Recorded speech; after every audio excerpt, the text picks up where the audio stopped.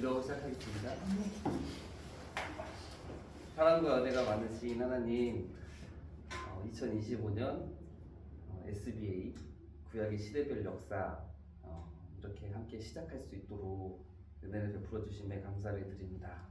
우리 성도님도 여러 가지 또 고민도 있고 또 갈등도 있었지만 하나님께서 선한 마음 허락하여 주셔서 하나님의 말씀을 주의 깊게 배우는 자리까지 인도해 주심에, 또한 그 마음을 받은 자들이 순종할 수 있도록 이끄심에 참으로 감사를 드립니다. 유익하고 또 깊이도 있고 또 이를 통해서 하나님의 말씀이 들려졌을 때에 성경을 더욱 입체적이고 또 주의 깊게 바라볼 수 있는 훈련이, 또한 그 지혜가 이 시간을 통해서 우리에게 충만히 주어질 수 있도록 성령님께서 붙들어 주시옵소서. 감사드리며 예수님의 이름으로 기도드립니다. 아멘. 네, 잘 오셨습니다. 정말로 잘 오셨습니다.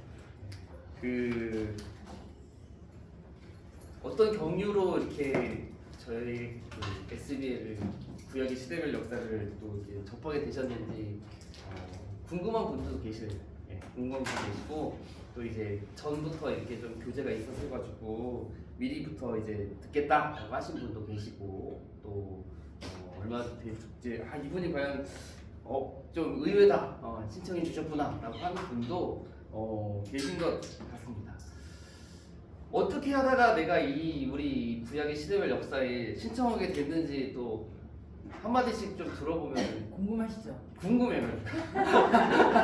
궁금해요. 우리 이쪽부터, 우리 박보임 원사님부터. 네. 교회에서 가르쳐 주신 성경 공부는 거의 다 배웠어요. 근데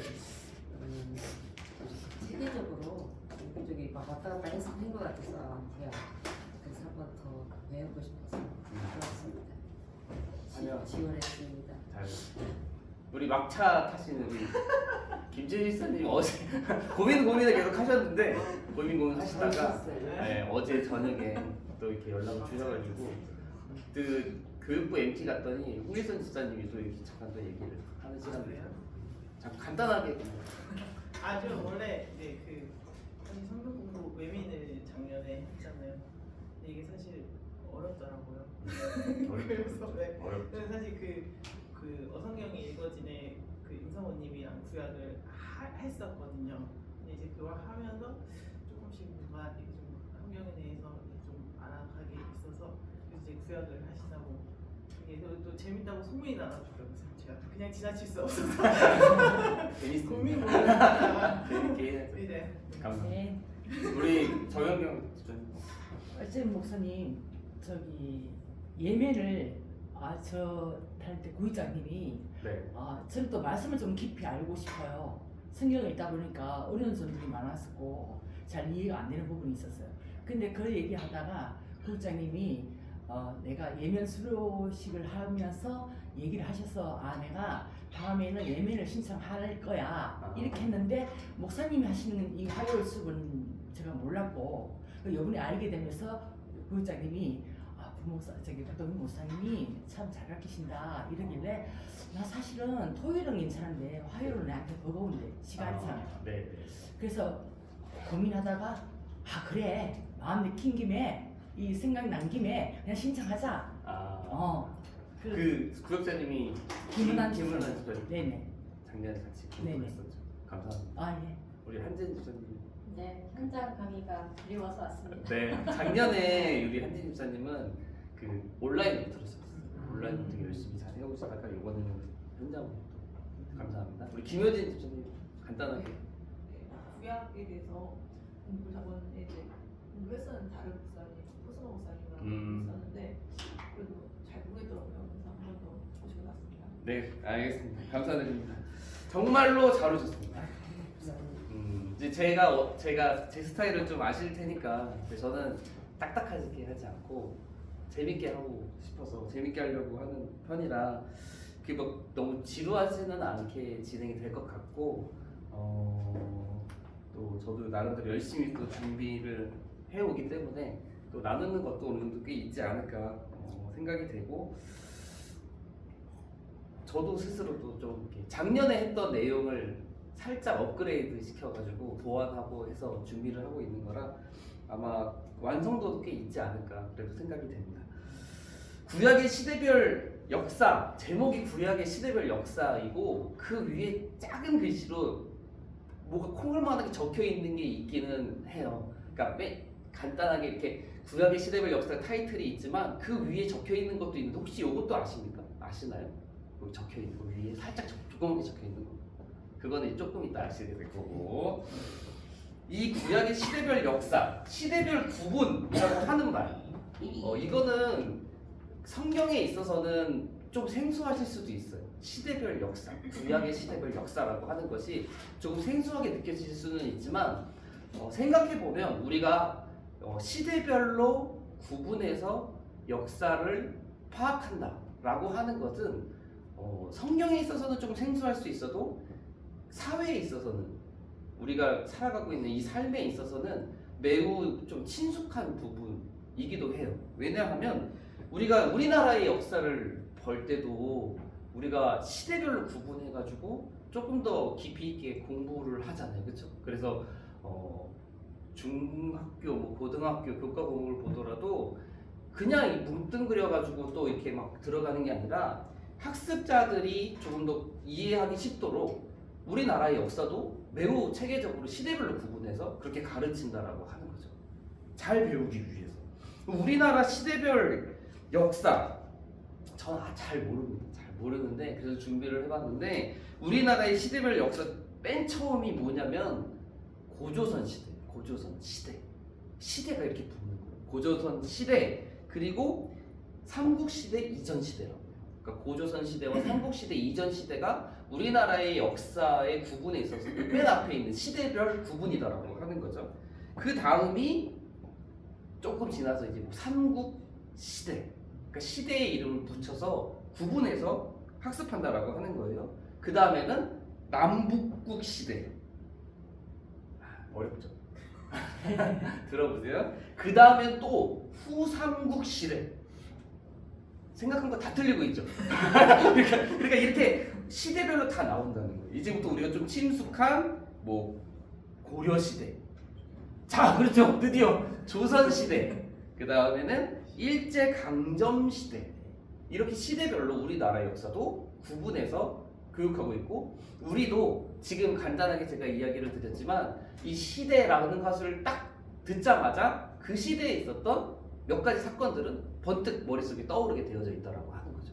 그래서 우리나라의 역사도 맨 처음에 있었던 그 고조선 시대부터 대한민국, 북한이 나눠지는 1948년 이후의 그 기간도 시대별로 이렇게 끊어서 보면 전체적으로 우리나라의 역사가 어떻게 되어 있는지 머릿속에 들어오고 시대별로 외워서 우리가 만약에 공부를 하게 되면 이 역사를 배우는 데 있어서 매우 유익하다라고 하는 것입니다.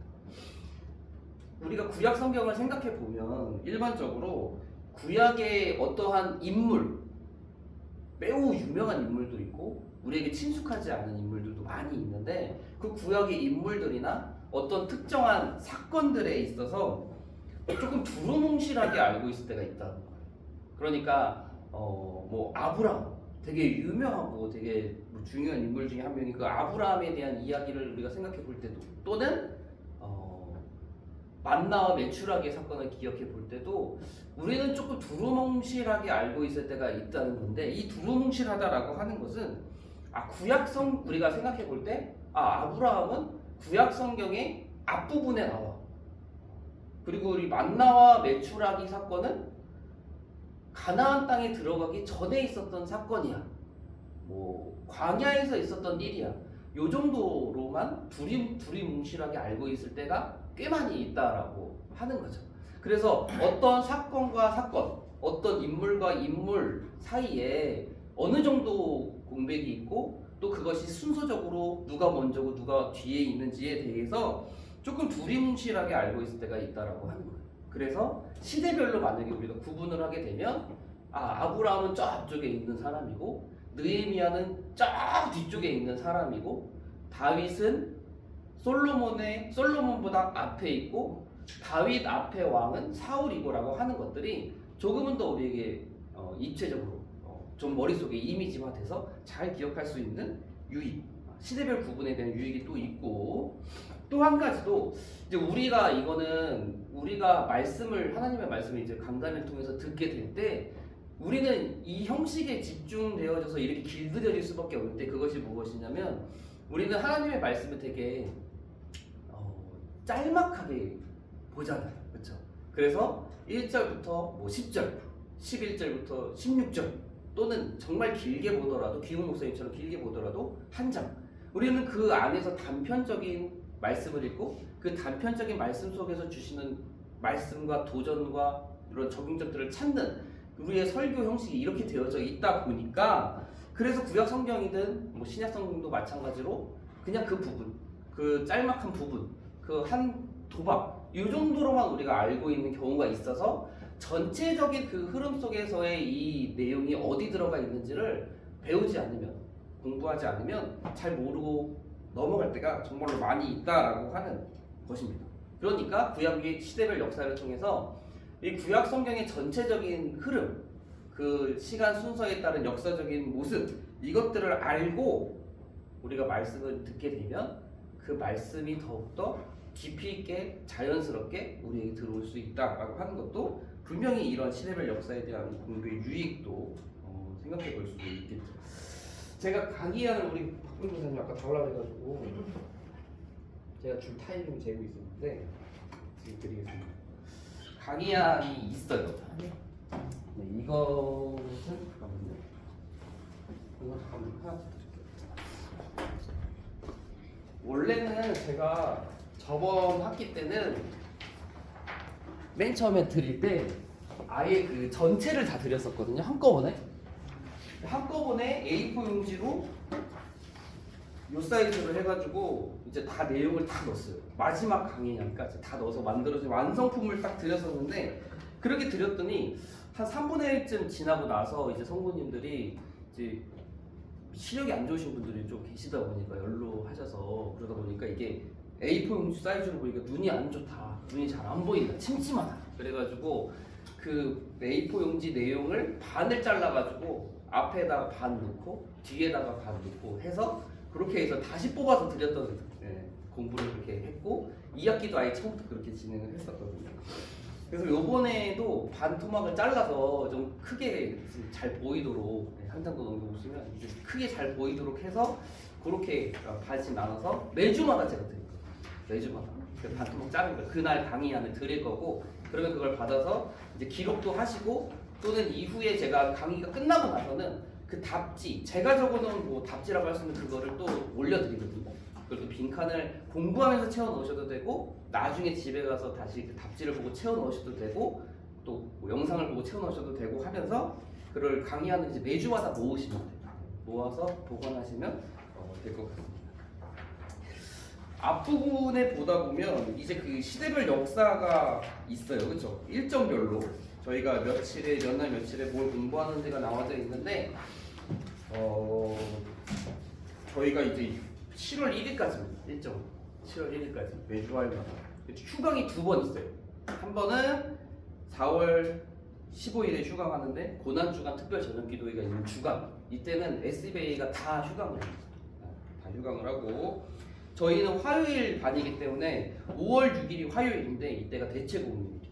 그래서 이때만 두 군데만 휴강을 하고, 그 외에 화요일은 매주마다 공부를 하게 됩니다.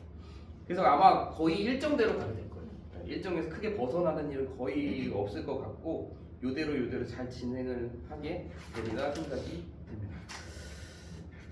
구약을 이제 이렇게 시대별로 공부를 하게 되면 분명한 유익이 아까도 조금 몇 개 말씀을 드렸지만 있습니다.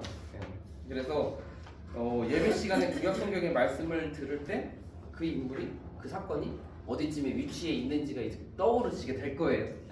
그래서 새로운 성경 지식을 습득하는 내용도 분명히 있을 것이고, 이전에는 내가 가볍게 생각했던, 잘 몰랐던 그런 내용들에 대한 배움도 분명히 있으리라 생각이 됩니다.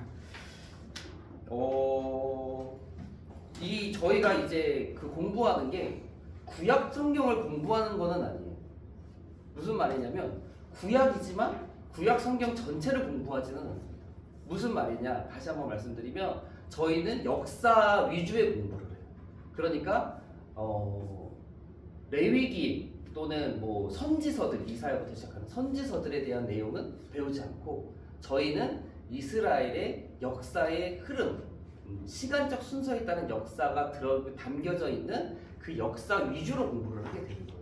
그래서 역사에 대한 부분을 공부를 많이 하게 될 것이고, 그러다 보니까 그 역사가 우리나라도 마찬가지지만 긴 역사가 있는 반면에 되게 내용이 짧은 역사도 있어요.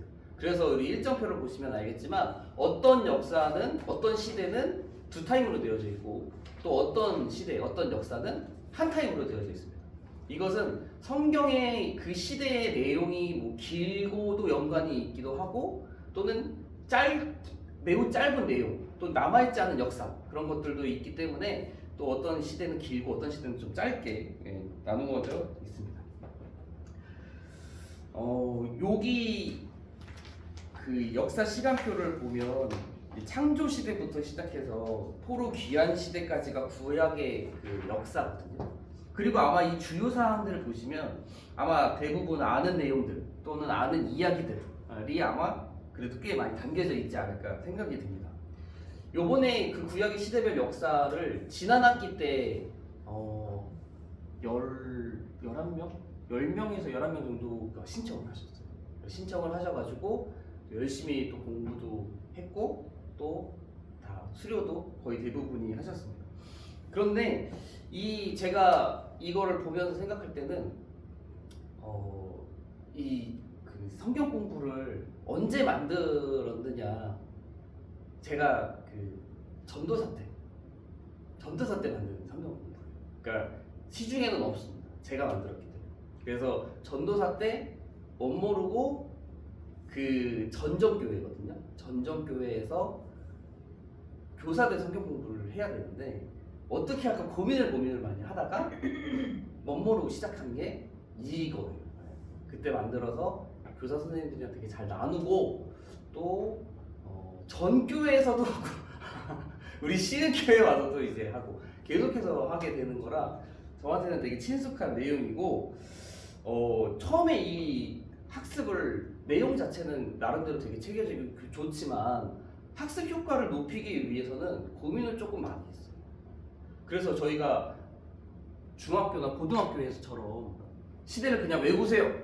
시대가 이렇게 되어져 있으니까 저는 뭐 필기하고 뭐 그림 그려가면서 공부하고 외우십시오라고 하면 이미 그 제가 전도사 때 약 15년 정도 전에 이미 그런 학습법으로는 그런 효과를 낼 수가 없다. 머릿속에 들어오지 않을 것이라는 생각을 이미 갖고 있었습니다. 그래서 그때 이미 만든 게 뭐냐면 부교재가 있어요. 저는 부교재. 그래서 공부하십시오, 외우십시오라고 해서 끝내세요. 이 부교재를 가지고 공부를 해야 학습 효과가 확 올라오고, 그리고 아까 제가 말씀드렸던 이 타이틀, 구약의 시대별 역사 타이틀 위에 적혀 있는 게 뭐였냐면 퍼즐과 함께하는 구약의 시대별 역사. 그래서 제가 이 퍼즐을 하나씩 드리도록 하겠습니다. 요게 가지고 공부를 하면 목사님 준비 많이 하셨네요. 그런 부산이 이게 약간은 약간 약이 잘 들어요. 자, 한번 보시면 이게 퍼즐을 맞춰가면서 하면 머릿속에 이미지가 돼요. 그래서 그 시대 순서도 머릿속에 들어오고 그 시대 안에 있는 주요 사건이나 주요 인물도 머릿속에 떠오르요. 그래서 이게 조각이 약 48개에서 정도 되거든요. 꽤 많아요. 지금 보시면 아마 이게 어디다 들어야 되고 이게 뭐지 하지만 작년에 1학기 때 들었다고 그랬잖아요. 그 많은 분들이 다 맞췄어요. 공부가 끝날 때는 다 맞추셨고 한 분 빼고 다 맞추셨어요. 그 한 분은 어디 가서 말씀하시나? 궁금하니까 말씀합니다. 앞 글자랑 뒷 글자가 똑같아요. 아무튼 그거 빼고는 다 맞추셨어요. 다 탁탁탁 해가지고 공부를 정말 잘하셨어요. 네. 뭐 박종일 장로님 뒤에 앉으셔가지고 다 맞추시고 원사님들 집사님들도 잘 맞추셨어요. 그래서 아마 이걸 가지고 하시다 보면 정말로 나도 잘할 수 있고 잘 이해도 되고 또 깨닫게 되고 분명히 그런 유익이 분명히 있습니다. 요거 작년에 제작할 때는 제가 손수 다 제작을 했어요. 이걸 다 자르고 붙이고 했는데 올해는 이제 오전반 오후반도 있고 수강하는 분들이 좀 많은 것 같기도 해서 이제 혼자 하면 안 되겠다.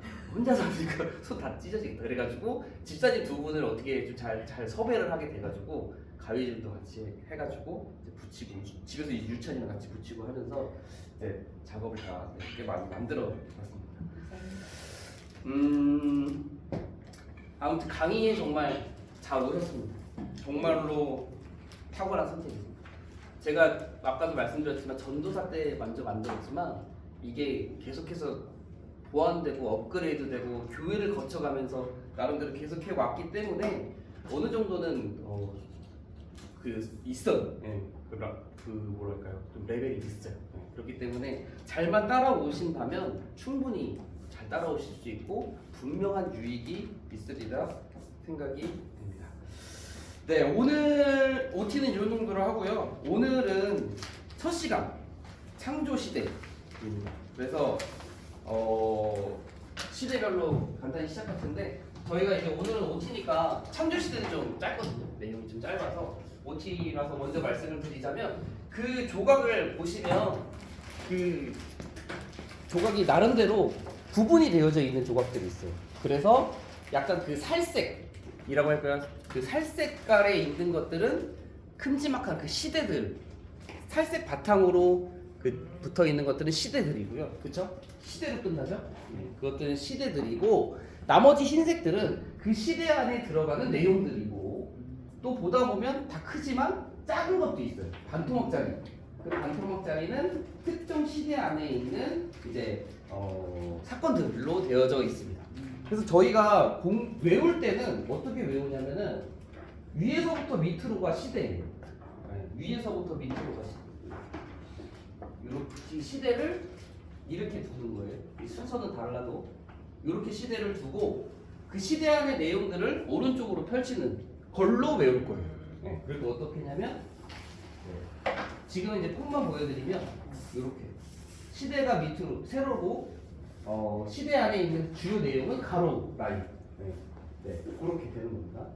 지금 한번 몸풀기를 해볼까요?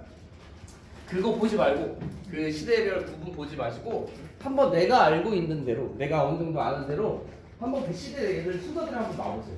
뭐가 맞을까? 내가 알고 있는 대로 한번 나오세요. 시대별로만 한번. 네. 무슨 시대가 먼저라고 생각이 되는지 시대만 보시고 지금이야 뭐 잘 또 100%못 맞추셔도 상관이 없는 시간입니다. 지금은 처음이니까. 아마 내가 생각하기에 이 시대가 먼저고 이 시대가 뒤에 있을 것 같고 이 시대가 좀 앞에 있을 것 같다라고 하는 순서대로 한번 몸풀기로 한번 놔보는 시간을 갖도록 하겠습니다.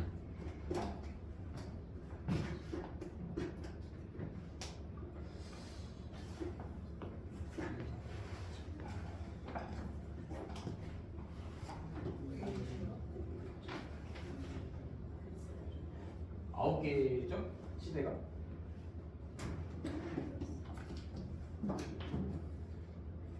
네, 한번 9개가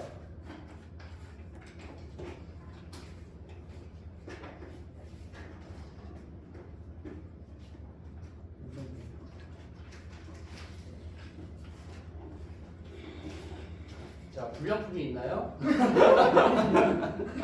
불량품이 어디 있는 것 같은데요? 여기 출애굽 불량품이 하나 있을 수 있네요. 있을 수도 있겠네요. 불량품은 나중에 바꿔드리겠습니다.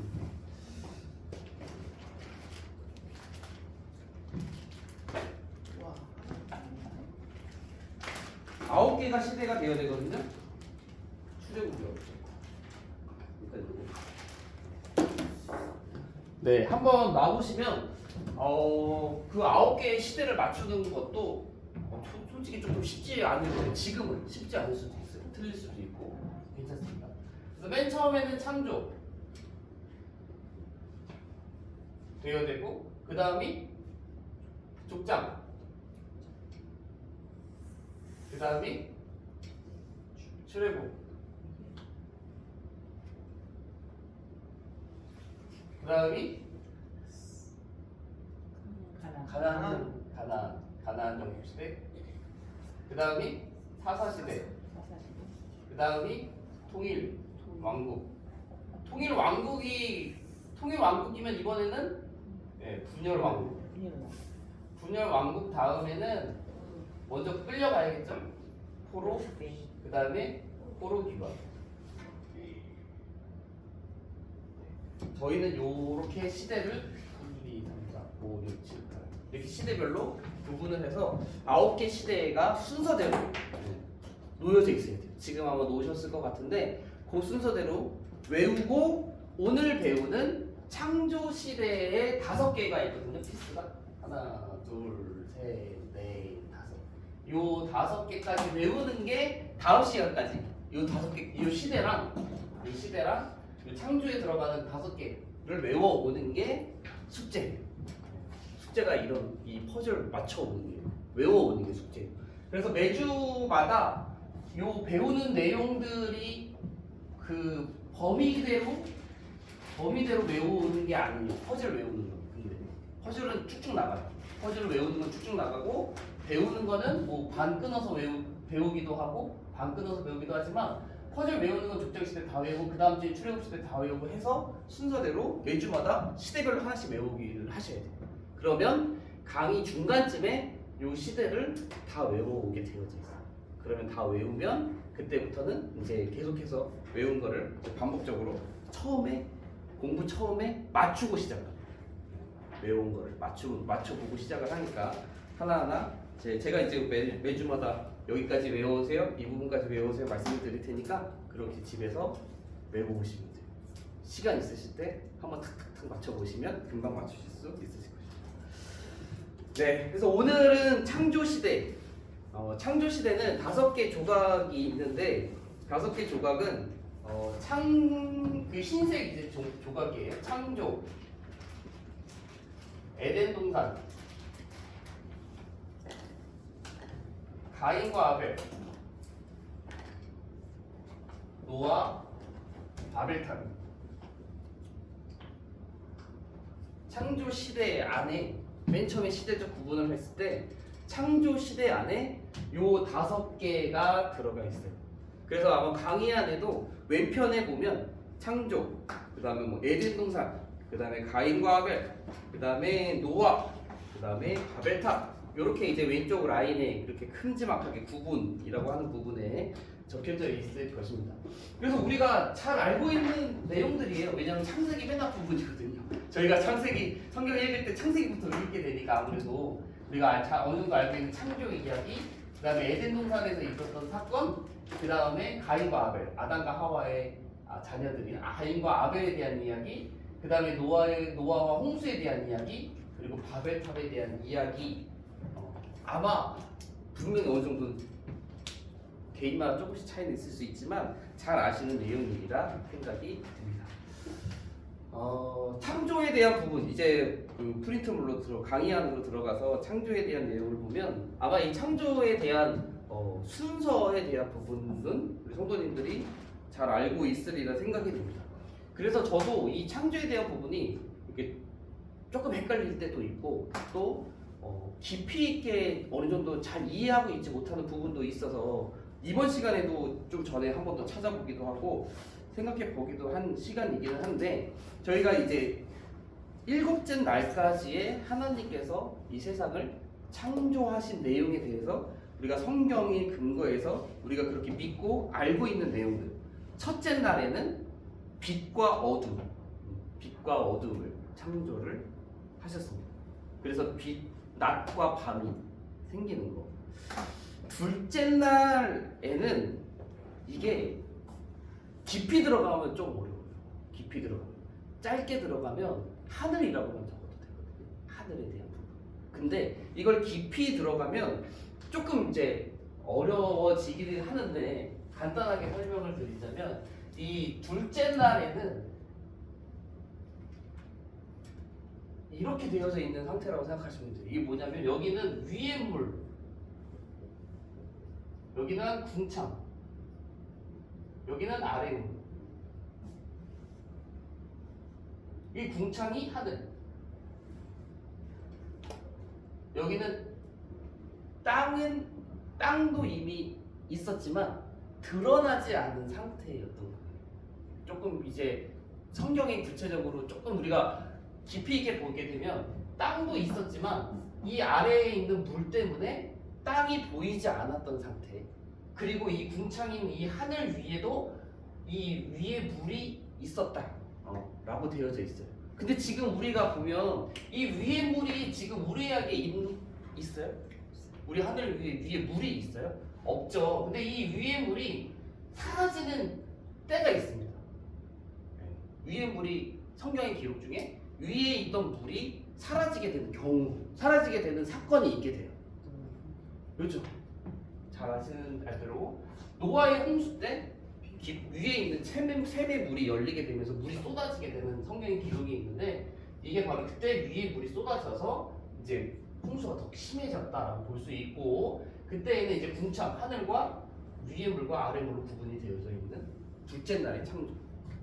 이게 조금 어려운 부분이고 셋째 날에 가게 되면 셋째 날에는 우리가 이제 뭐 땅 그리고 이제 바다라고 이제 이렇게 이야기를 많이 하는데 이 땅이 성경에 딱 보게 되면은 이미 이 땅이 있었어요. 땅이 있었는데 하나님께서 이 물을 한 곳에 모으시면서 묻이 드러나게 되었다라고 말씀을 하고 있습니다.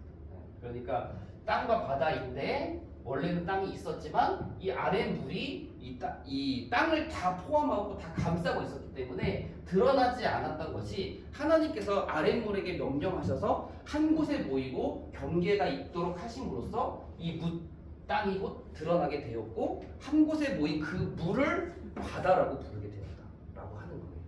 그래서 땅과 바다라고 이렇게 이해하시면 되고 근데 그 땅에는 풀, 채소, 나무도 같이 자라나게 되고 번성하게 됩니다. 자, 이제 이 창조의 순서를 이해하는 이제 조금 이제 뭐 방법 중에 한 가지는 첫째, 둘째, 셋째에 있는 요것들을 이제 배경이라고 생각하고 4, 5, 6제의 날들은 그 배경에 있는 존재들을 넣는다라고 생각하면 조금 더 이해하기가 쉬워지는데 넷째 날에는 해와 달과 별, 빛과 어둠에 그리고 대응하는 게 해와 달과 별. 그리고 다섯째 날에는 물고기와 새. 다섯째 날에는 물고기와 새. 여섯째 날에는 동물과 사람입니다. 그리고 일곱째 날에는 안식하시다. 그렇게 우리가 이해하면 되는 거고요. 두 번째에 있는 그 에덴 동산부터 인류의 역사에 대해서도 나오게 되는데 이 에덴 동산의 창조에 대한 부분은 아마 어느 정도 어렴풋이 머릿속에 기억이 떠오르시지 않을까, 이미지가 되시지 않을까 생각이 됩니다. 이 에덴 동산 안에는 기억할 만한 게 생명나무 그리고 선악을 알게 하는 나무, 우리가 선악과라고 하는 생명나무와 선악을 알게 하는 나무가 있고 특별히 여기 안에는 4개의 강이 흐른다고 또 성경에 기록이 되어져 있어요. 4개의 강. 근데 그 4개의 강의 이름은 비손, 기혼, 히데겔, 유브라데라고 되어져 있습니다. 그러니까 비손, 기혼, 히데겔, 유브라데. 이 4강.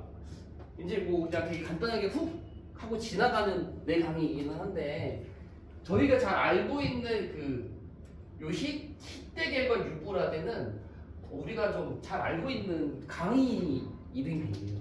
네. 그래서 유브라데는 정말 잘 우리가 알고 있는 유브라데 강이고 이 히데겔은 조금 발음상 조금 차이는 있지만 티그리스 강. 티그리스 강으로 조금 이해하면 됩니다.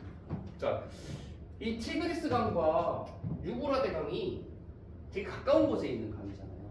그러니까 메소포타미아 문명에 티그리스 강, 유브라데 강이 이렇게 흐르는 곳이고, 또 여기에 이 메소포타미아 문명 안에 아수르 제국과 바벨론 제국이 일어나고, 아브라함이 여기 맨 끝에 있는 이 우르 지방에서 출발해가지고 가나안 땅으로 오게 되는데, 아무튼 그 강이 흐른다의 그 두 강은 그 네 강 중에 두 강은 히데길과 유브라데를 말합니다.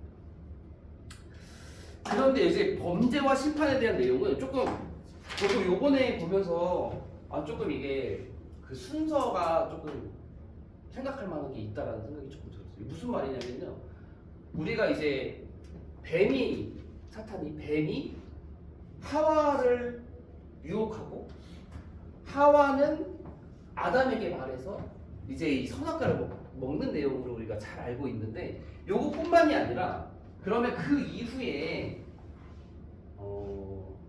핑계를 대는 순서가 있잖아요. 핑계를 대는 순서. 자연스럽게 이게 뱀이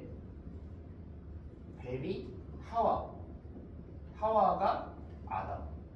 자, 요 순서는 뭐냐면 그 유혹의 순서예요. 유혹의 순서. 이건 이제 나름대로 제가 한번 정리를 해봤는데, 생각해보니까 유혹에는 순서가 맨 처음에 있어요. 자, 그래서 뱀이 하와를 유혹하고, 하와가 이제 아담에게 건네주는, 유혹의 순서라고 할 수 있을 것 같고, 이 두 번째는, 그러면 이제는 하나님께서 이제 책망하셨을 때 핑계를 대는 순서가 있어요. 핑계를 대는 순서. 누구 탓이다? 맨 처음에 하나님께서 아담에게 말씀하실 때, 아담은 누구에게 핑계일까요? 하와에게 핑계를 합니다. 그리고 하와는 뱀 때문입니다라고 또 이야기를 해요. 이렇게 순서가 되는데, 자, 여기까지는 잘 아시는데, 그러면 심판의 순서는 어떻게 됩니까? 하나님께서 이 상황을 속에서 누구에게 먼저 심판을 하는가? 근데 심판의 순서도 성경에서 분명히 이제 절마다 기록이 되어져 있거든요. 심판의 순서는 뱀부터 시작합니다. 다시 뱀, 그 다음에 하와, 그 다음에 아담.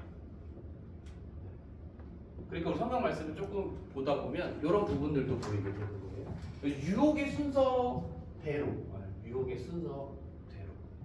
어떻게 이거 한 번 더 생각해 보면 죄를 먼저 지은 순서대로라고 할 수도 있을 것 같고, 그래서 뱀, 하와, 아담으로 갔다가 아담이 하와에게, 하와가 뱀에게 핑계를 대고, 하나님께서 심판의 순서는 뱀에게 먼저. 그래서 뱀이 받게 되는 심판은 땅을 기며 흙을 먹게 되는 내용에 대한 거 있고, 여자애가 하와가 받은 심판에 대한 거는 이제 해산의 고통이라고 생각하면 돼요. 이해하면 되고, 남자가 받은 심판은 노동해야 되는 것과 땅이 저주를 받게 되는 것에 대해서 하나님께서 말씀을 하십니다. 자, 에덴 동산에서 결국 이 죄 때문에 쫓겨나게 되고, 아담과 하와가 에덴 동산에 나오게 돼서 자녀를 낳게 됐는데, 그 자녀들의 이름이 이제 가인과 아벨. 세 번째, 가인과 아벨. 가인과 아벨에 대해서도 생각해 볼 만한 점들이 조금은 있어요. 그래서 이 가인과 아벨 하면 이제 두 형제. 그래서 이 두 형제의 이 모습이 나중에도 약간 오버랩되는 느낌이 있는 게, 이 족장 시대에도 두 형제 간의 이제 그 부딪힘, 두 형제 간의 갈등이 담겨져 있는 이야기가 바로 이제 에서와 야곱의 이야기가 약간 이제 좀 겹쳐서 보이는 부분들도 있습니다. 근데 아무튼 가인과 아벨에 대한 부분은, 이 가인과 아벨이 직업이 서로 달랐고, 하는 일이 달랐고, 그리고 분명한 것은 하나님께서 받으신 제사가 있고 받지 않은 제사가 있는 이 부분들은 분명한 차이가 있어요. 그래서 가인의 직업은 농사하는 자. 가인의 직업은 농사하는 자. 그리고 아벨의 직업은 양치는 자. 나중에 아까 잠깐 겹친다고 했었던 그 에서와 야곱 상황에서도 이 에서는 약간 사냥꾼이지. 사냥꾼, 와일드한 사냥꾼, 근육질 막 이렇게 해가지고. 근데 그 야곱은 집안일을 하면서 엄마를 돕는 일을 했었죠. 아무튼 이 가인과 아벨의 직업이 달랐고 하나님께 제사를 드리게 되는데 이 가인은 농사하는 자니까 자기의 소출을 거두는 것으로 땅의 소산으로 하나님께 제사를 드리고 이 아벨은 양을 치는 자니까 양의 첫 새끼와 그 기름으로 하나님께 제사를 드리게 됩니다. 그런데 제사를 드렸는데 결과가 달랐죠. 하나님께서 가인과 가인의 제사는 받지 않으시고 하나님께서 아벨과 아벨의 제사는 받으셨다라고 성경 말씀 속에 기록이 되어져 있습니다. 여기에서 이제 그 의문 중에 한 가지는 왜 하나님께서는 가인의 제사는 받지 않으시고 아벨의 제사를 받으셨을까? 에 대한 생각을 해볼 수 있을 것 같아요. 그래서 왜 하나님께서는 아벨의 제사만 받으셨는가? 생각해 볼 때 재물의 문제였을까 생각해 볼 수가 있어요. 재물의 문제. 왜냐면은 하나님께서 나중에 제사법에 나오게 되겠지만 그때 이제 재물의 우리는 그때 당시 구약 당시에는 동물을 죽여가지고 피해 제사를 드리는데 아벨은 그렇게 드렸지만 가인은 그렇게 드리지 않고 땅의 소산으로 수초란 걸 드리잖아요. 그런데 이렇게 보는 거는 옳지는 않은 것 같아요. 옳지는 않고 왜 하나님께서 가인의 제사를 받지 않으셨느냐에 대한 질문 중에 생각해 볼 중에 그나마 제일 답에 가까운 것 중에 한 가지는 분명히 성경 말씀 속에 가인의 제사를 받지 않았다라고 기록되어져 있지 않고 가인과 그의 제물을 받지 않았다라고 되어져 있거든요.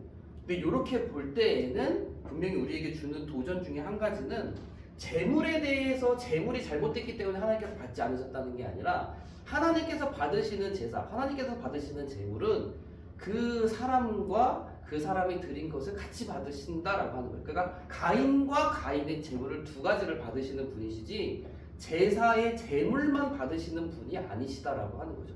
분명히 여기서 우리가 유추해 볼 수 있는 것 중에 한 가지는 가인이 드린 제사는 제사의 재물 자체는 옳은 것이었을지언정 그가 드린 중심의 고백과 삶의 자세에서 있어서는 하나님께 합당하지 않은 모습이었을 것이다 우리가 생각해 볼 수 있는 거죠.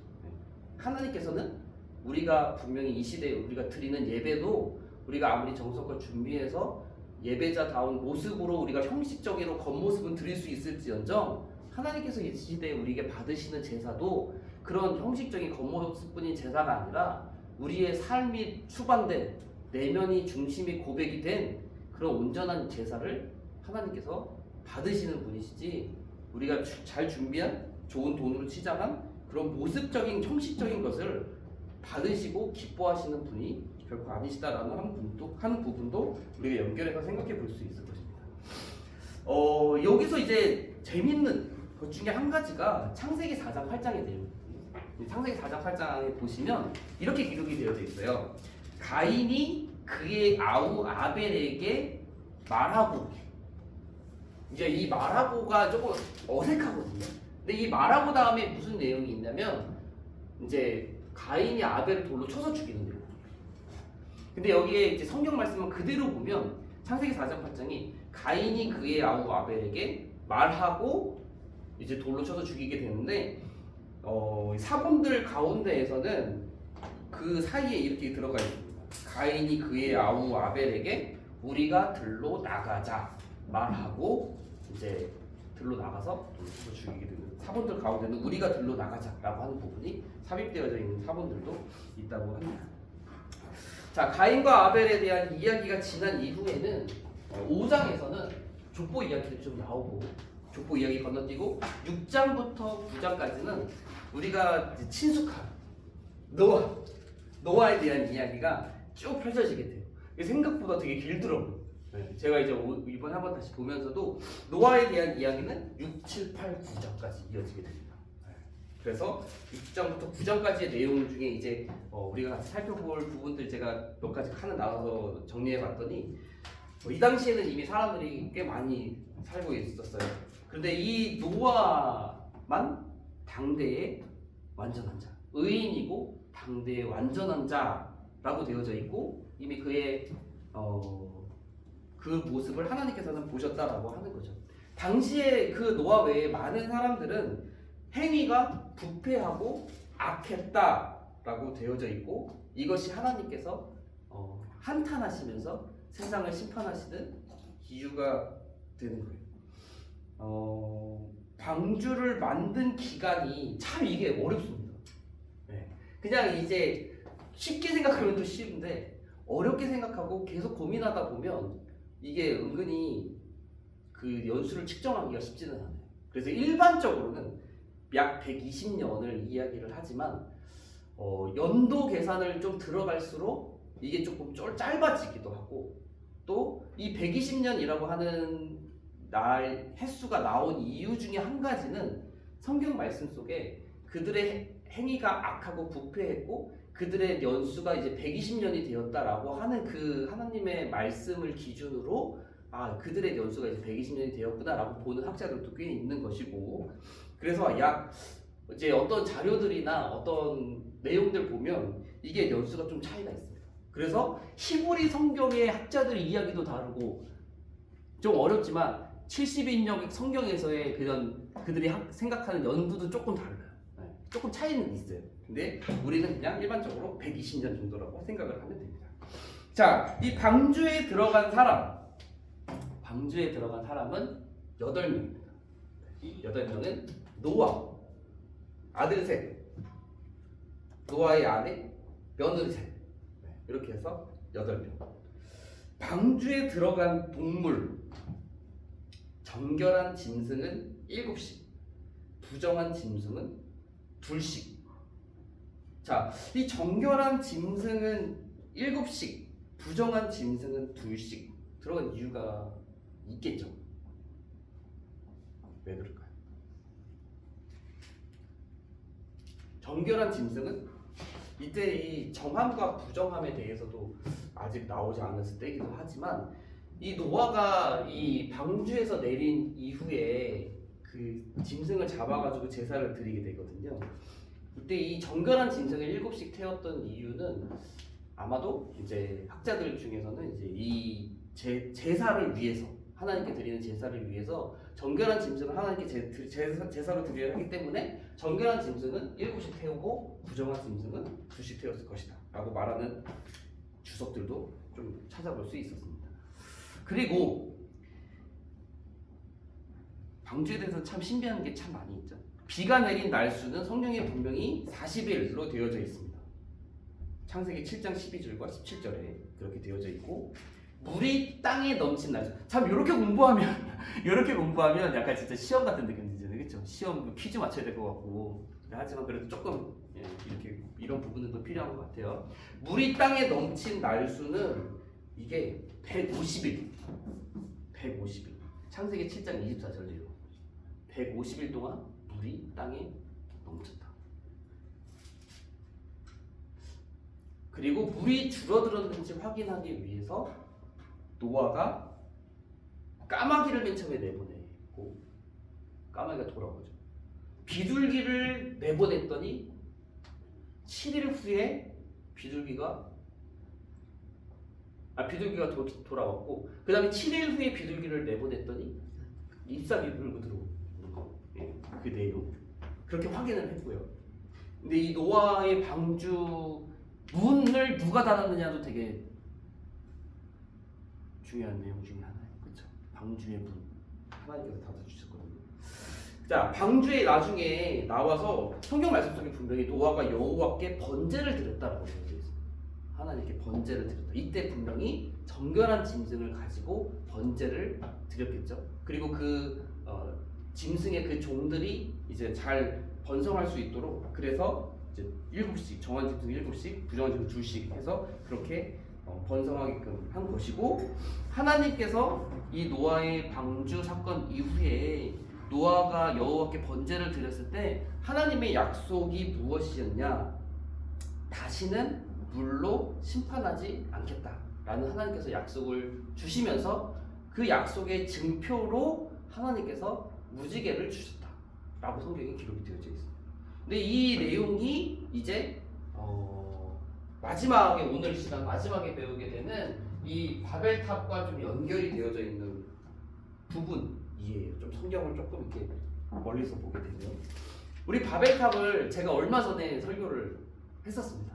기억이 나시는 분 없으실 텐데 제가 얼마 전에 바벨탑에 대해서 이제 설교를 하면서 이제 이 부분 조금 연결시켜서 같이 보게 됐는데 이제 홍수 사건이 끝난 이후에 사람들이 또 많이 번성을 합니다. 사람들이 또 많이 번성을 했고 하나님께서는 아담에게도 주셨던 하나님의 말씀이 세상이 노아의 홍수로 재창조되고 노아가 제2의 아담이 되었을 때도 아담에게 주셨던 말씀을 노아에게도 똑같이 주셨어요. 그것은 생육하고 번성하고 땅이 충만하라. 동일하게 말씀을 하셨는데 그래서 이 사람들이 노아의 후손들이었던 이제 노아의 후손들이 하나님의 이 준엄한 명령에 대해서 분명히 자각하고 그 말씀을 주의 깊게 생각하면서 그 말씀에 따랐을 것이다라고 하는 것은 우리가 쉽게 생각해 볼 수 있으리라 생각이 돼요. 왜냐하면 우리가 보더라도 약간 노아와 그 아들들이 그 홍수를 직접 경험하고 최후의 생존자 같은 그들이 그의 자녀들에게 그의 자손들에게 이 하나님의 그 분명한 뜻을 전하는 데에 있어서는 사력을 다했다라고 생각해 볼 수 있는 거죠. 생육하고 번성하고 땅에 충만하라고 하는 그 약속, 그 말씀. 자, 사람들이 많아졌습니다. 세대가 계속해서 거듭하면서 이 땅에 또 사람들이 정말로 많이 많아졌을 때 그때 있었던 사건이 창세기 11장에 있는 이제 바벨탑 사건이다라고 하는 거예요. 근데 이 바벨탑 사건이 시장을 딱 보게 되면 어떻게 됐냐면 엄청나게 많은 사람들이 한 무리를 이루었고 그 사람들이 이동 중에 있다라고 되어져 있는데 이 사람들이 시날 땅에 머무르게 되었을 때에 시날 평지에 머무르게 되었을 때에 같이 이야기를 하는 거예요. 자, 우리가 이곳에 성읍과 탑을 건축하자. 돌로 벽돌을 대신하고 돌을 쓰던 거를 벽돌을 쓰고 우리가 진흙으로 그거를 끈끈하게 이었던 거를 이제는 역청을 가지고 끈끈하게 이어붙여서 벽돌로 우리가 멋있는 성읍과 탑을 건축하여 여기에 거하자라고 하는 것이 동쪽으로 이동하던 시날 평지에 모인 많은 사람들이 가졌던 공통적인 생각이었다라고 하는 거죠. 그런데 이들이 말 속에 그때 당시 함께 했던 그들의 말 속에 그들의 죄가 이제 드러나게 됐다라고 하는 거예요. 근데 그 죄를 어떻게 보아야 되냐? 첫 번째는 우리의 교만. 첫 번째는 교만인데 그 교만은 무엇이냐? 우리의 이름을 내고 하늘 끝까지 닿게 하는 탑을 만들므로써 우리의 이름을 내고 라고 하는 그 교만이 첫 번째고 두 번째는 불신 이렇게 볼까요?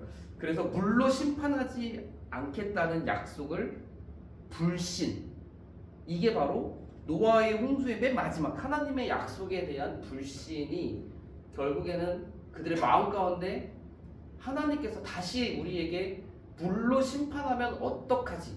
라고 하는 불신의 마음을 가지고 있었다라고 하는 거예요. 그러니까 하나님께서는 분명히 다시는 노아의 홍수 때와 같은 물로 너희를 심판하지 않겠다라고 하셨음에도 불구하고 그 당시에 세대를 거듭했던 사람들의 마음 가운데는 언젠가 하나님께서 우리를 다시 물로 심판하실지도 몰라라고 하는 불신의 마음을 가지고 있어서 그 불신의 마음이 결국 높은 곳에 거함으로써 그 물이 땅을 휩쓸 때 우리 애가 안전했으면 하는 바람으로 이어진 게 바벨탑이 됐다라고 하는 거죠.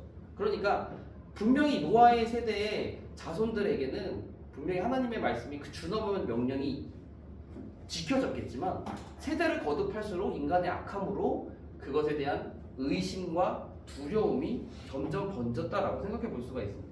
그래서 결국 그 위대한 건축물, 어떤 뭐 성읍, 어떤 뭐 그런 것들이 아니라 결국 그 불신의 형태가 탑의 모습을 띠게 되었다라고 보는 거죠. 근데 이 바벨탑이 과연 이들이 얼마만큼 높게 지었을까는 이제 또 분명히 그 어느 정도 몇 층까지 지었을 거라고 생각해 볼 수가 없어요. 왜냐하면 중간에 하나님께서 내려오셔서 그걸 흐트러 보시니까 제가 이제 대학교 때 신학교 이제 대학교 때 배울 때는 그 탑이 처음엔 그들이 정말 높은 탑을 원했을지라도 그들은 별로 높게 그 당시에 그 기술이나 또는 그 당시에 많은 그 사람들이 하나님께서 이 중간에 이제 또 내려오시기도 했지만 높이 짓지는 못했을 것이다 라고 이야기하는 그런 공부를 들었기도 했고, 근데 우리가 아마 성도님들이 바벨탑을 한번 만약에 이제 인터넷 검색에 쳐보면 매우 높은 그 탑의 모습들을 볼 수가 있어요. 정말 사람들이 엄청나게 높은 탑을 지어가지고 있는 것처럼 그런 그림들이 이미지는 정말로 많이 있지만, 제가 신학교 때 배울 때는 그 교수님, 그 구약을 가르쳤던 교수님이 아마 그렇게 높이 짓지는 못했을 것이다 라고 이렇게 말씀을 또 하시기도 하셨습니다. 아무튼 사람들이 많이 모였고 충만하고 번성하라라고 하는 하나님의 뜻을 저버렸고, 또 다시는 물로 심판하지 않겠다는 하나님의 약속도 저버린 그들이 결국 탑을 건축했고, 결국에 하나님께서 내려오셔서 그들을 심판하시죠.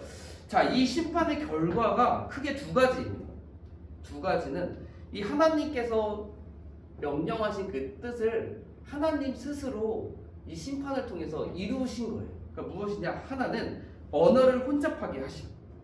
그래서 그 당시에 사람들은 다 언어가 하나였다라고 성경에 분명히 기록이 되어져 있는데 11장의 맨 앞부분에 언어가 혼잡하게 되었고, 그리고 사람들을 하나님께서 직접 지면에 흩으세요. 땅에 충만하라, 땅에 번성하라, 충만하라라는 그 명령을 하나님께서 직접 사람들에게 이루시는 거죠. 그래서 사람들이 이제 뿔뿔이 흩어지게 되고, 뿔뿔이 흩어진 그들이 그룹별로 언어가 혼잡하게 되는 결과. 이것이 바로 바벨탑 사건에 대한 결과에 대한 내용입니다. 오늘의 배우는 같이 공부할 내용은 여기까지. 오늘 제가 별로 이제 칠판 쓰지 않았거든요. 근데 왜 그러냐면 오늘은 별로 이 창조와 에덴 동산, 가인과 아벨, 노아, 바벨탑에 대한 내용은 그림 그릴 게 별로 없어요. 근데 다음 시간부터는 조금 다릅니다. 다음 시간부터는 저희가 이제 족장 시대로 들어가게 되면서 이 족장, 맨 처음 족장인 이 아브라함의 이야기부터 시작이 되거든요. 근데 이 아브라함이 어디부터 시작해서 어떤 경로로 가나안 땅에 오게 되고, 그 가나안 땅에 온 아브라함이 뭐 애굽도 다녀오고 그 가나안 땅 안에서 왔다 갔다 하게 되는 이야기들을 조금 구체적으로 배우면서 지도를 조금 사용하게 될 거예요. 그래서 이제 지도를 제가 그리는 내용들이 조금 있을 것 같은데, 그러면 좀 더 재미있게 하실 수 있어요. 오늘은 좀 이론적인 내용들이 조금 많이 있었고, 오늘 외우는 내용이 제 다음 시간까지의 숙제가 이 시대를 외우시는 거예요. 9개의 시대 순서대로. 가뿐하시죠? 그렇죠? 가뿐하시죠? 창조, 족장, 출애굽, 가나안, 타사, 동계왕국, 분열왕국, 포로, 시대, 포로 귀환시대. 아마 여기 주요한 사건들도 이로 보시면 어느 정도 떠오르시리라 생각이 듭니다. 그래서 뭐 아브라함, 이삭, 야곱, 요셉, 출애굽에서는 작은 피스거든요. 요거 순서대로 어느 정도 해야 되고, 가나안 땅에서는 가나안 정복 시대는 여호수아를 시작으로 여리고성, 아이성, 남부전투, 북부전투, 땅 분배.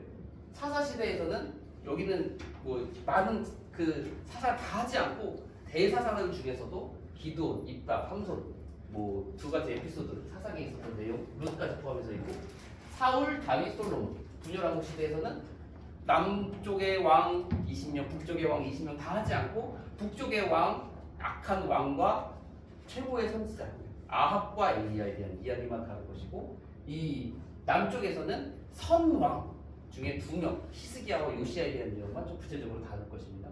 포로기환 시대는 짧아요. 에스겔과 다니엘에 대한 이야기를 다루고, 포로기환 시대에서는 성경에는 되게 좀 안 나온 사람 중에 이 포로 귀환의 1차 포로 귀환을 했던 사람이 스룹바벨, 좀 이름이 생소할 수 있는데 스룹바벨이 1차 포로 귀환의 리더였고, 2차가 에스라, 3차 포로 귀환의 인솔자가 느헤미야. 에스라와 느헤미야 사이에 있었던 사건이 에스더 여왕의 이야기거든요. 아무튼 이제 포로 귀환 시대는 그렇게 다루게 될 건데, 아무튼 외우시는 거는 시대 순서, 그리고 오늘 배운 순서 이렇게까지만 다음 시간에 외우시면 돼요.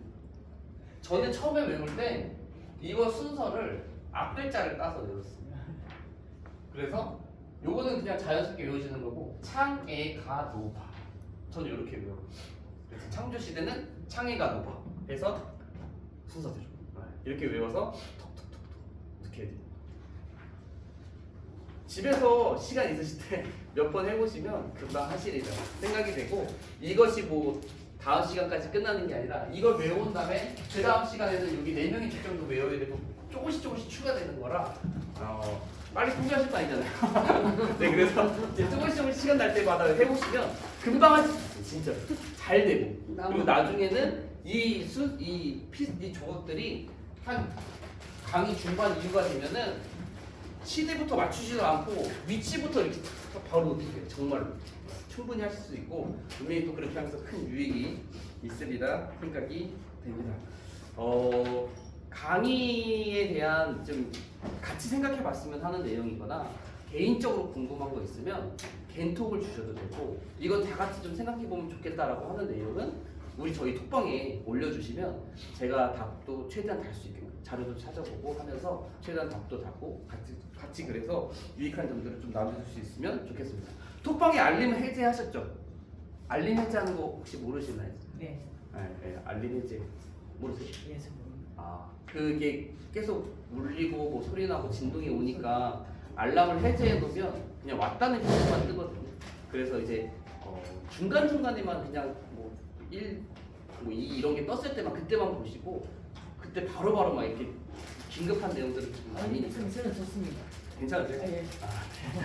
그리고 제가 공부가 끝나면 그날 안에 최대한 항상 저는 이게 다 다루는 게 있으니까 이거를 이제 올려요 항상. 그래서 그거 보시고 좀 옮겨 적으셔도 되는데, 저희가 이번에는 오후반이 있잖아요. 저녁 시간 많이 있어서 아마 수요일이나 목요일쯤에 이걸 또 올려드릴 것 같아요. 밥지에 대한 내용을 올려드리고, 그리고 오늘 제가 항상 이제 영상을 작년부터 계속 찍어왔거든요. 초반에는 안 찍다가 한 3분의 1 정도 지난 이후부터 영상을 찍었었는데, 그 영상은 제가 따로 편집을 간단 거의 안 거치고 그냥 유튜브에 올릴 거예요. 그래서 그 유튜브에 대한 링크를 저희 그 톡방에다 올려드릴 테니까 혹시 생각이 나시거나 시간이 있으실 때는 다시 한번 그걸 들으시면서 같이 보시면 될 것 같습니다.